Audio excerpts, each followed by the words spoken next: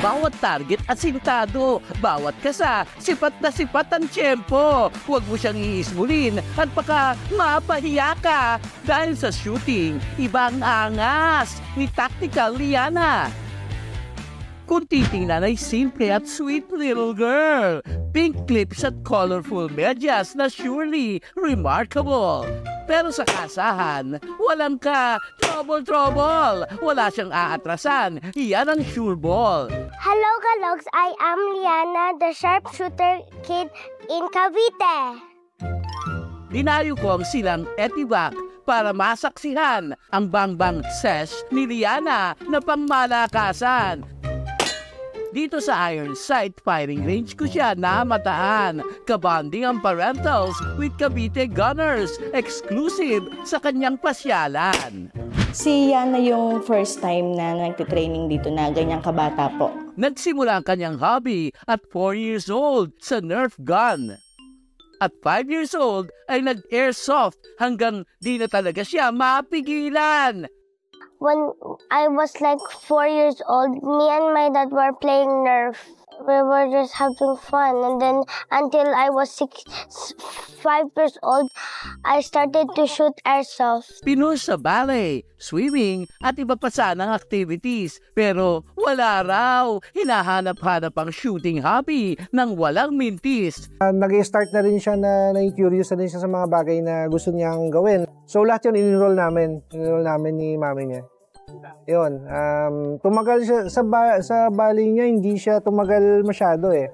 Pero nung na-enroll namin siya sa practical shooting, doon talaga siya tumagal ng gusto. Ngayong 7 years old ay marami nang nasalihan. Nagcha-champion pa nga si Lodi Liana na pangmalakasan. In Coast Guard, I won as a champion. The Coast Guard also gave me the youngest shooter award. Ang tibay dahil ang parents ay todo gabay. Super support sa unika iha nilang ginawa na ring shooting range ang bahay. Di man complete ang titay, kumpleto naman ang kaalaman. Sub-sub sa proper training at proper professional gun hunting para makipagsagupaan. Kailangan mo rin consider yung gun safety. So doon kami nagsimula. Gun safety muna. May mga bata naglaro ng pellet gun. So parang kina-question niya ako, bakit sila pwedeng magbaril-barilan ng ganyan? Ayun. So pero na-curious siyang gano'n. So ini-educate namin siya na kahit laruan siya, hindi siya pwedeng itutok. Kasi ini-instill namin sa bata na yung gun ay equipment sa sports and hindi siya weapon. Maraming umeepal sa nakahiligan ni Liana pero guided siya by professionals kaya huwag mag-alala. Parang nakikita nila na pinupush ko yung bata doon but hindi. Kasi talagang siya yung mahilig talaga doon. May isang time na umiyak talaga siya dahil gusto niya mag-practice pero hindi pwede dahil may exam sila. So talagang inis na inis siya sa akin kasi gusto niya mag-practice.